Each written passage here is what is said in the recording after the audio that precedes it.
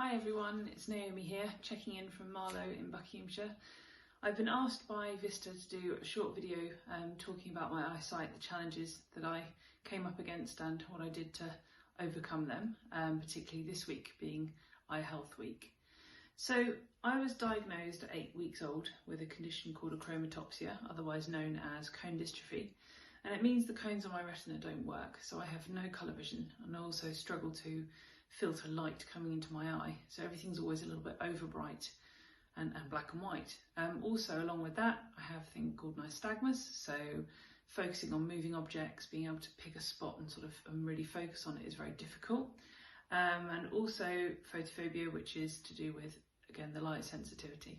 So I'm always wearing sunglasses, often when it's raining, which isn't helpful because they get covered in raindrops, so that doesn't really work either. School for me was a challenge.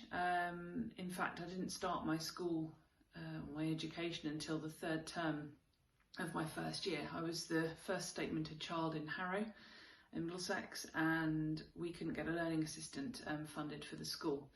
Eventually, that challenge was completed, and my parents sorted all that out, and we got a learning assistant in the school who could support me. But I'll be honest, integrating a person with a visual impairment into a mainstream school is challenging. It still is challenging, but I'm much more aware that there are more learning support teachers, there are more TAs, there are more people willing to help, and the understanding is much greater. I didn't really know what I needed. It took me a few years to figure out exactly what it is I needed, what I needed to ask for. And for me, it was just having everything in large print.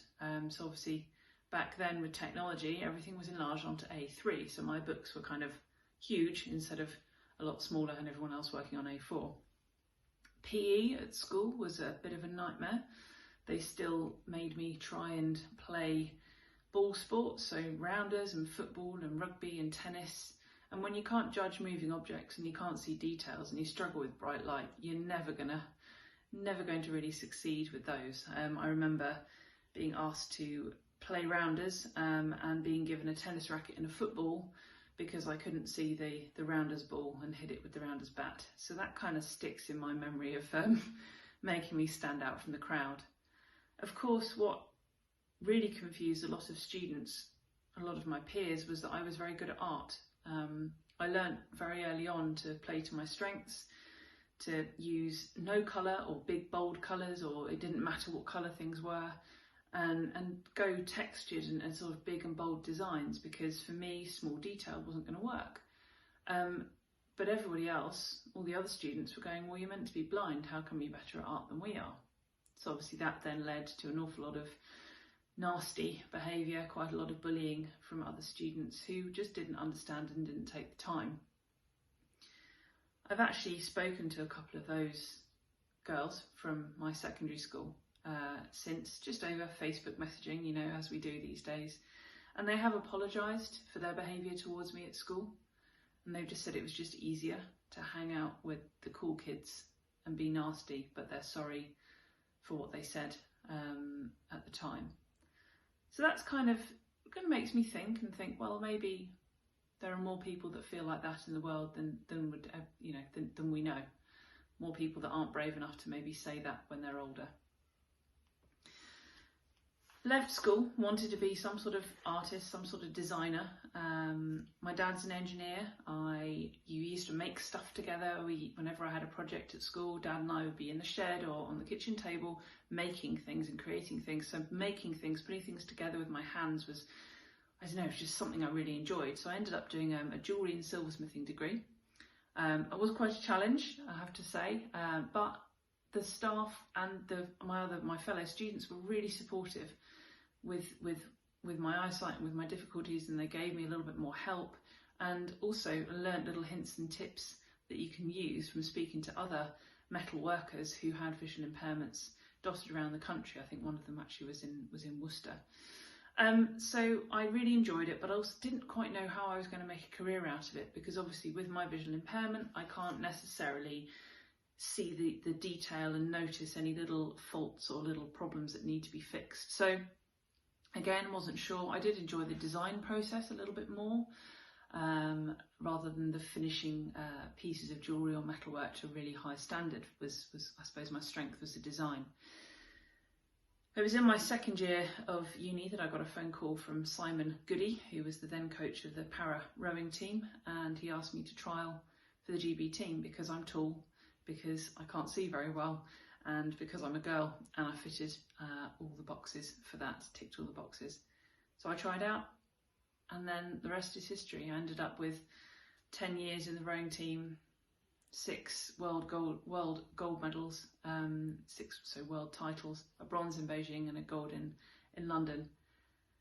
But it was sport that gave me the platform to be myself, to achieve my potential. My disability wasn't an issue. My disability wasn't the thing that was holding me back. It was the reason I was there, as opposed to the reason that I was turned away. And that was an amazing personal journey for me, and I think now I always seek those sorts of environments where my eyesight is not an issue, where people will cater for it. People still ask questions, people are still interested, and it's our job as individuals with sight impairments to educate people who don't know. Often people will say the wrong thing or they won't say anything, but it doesn't mean they don't want to try. And so I think educating the sighted world is really, really important. So my eyesight has been a challenge, but I was in school as the blind girl, the girl who couldn't see, and I wanted to become a girl who wasn't defined by her disability, which hopefully I have now achieved. So National Eye Health Week, there's a lot of education, a lot of support, a lot of things going on, a real focus on this week, and Vista have been brilliant over this really trying year of 2020. They're changing lives continually, and they haven't taken their foot off the gas just because of the challenges of 2020. So they are there to provide information, they are there to provide support to people with sight loss, to family of people with sight loss, and they're always there if you need to talk to them. If you would like their support and their help, you can give them a call on 0116 249 8801, and if you've got any pennies to spare jangling around in your pocket, please donate to Vista to help them continue their fantastic work and make sure that they are at the forefront of what they do and they can continue to help and support people with sight loss. I hope that's given you a few things to think about. Thank you for listening. Have a great week. See you all soon.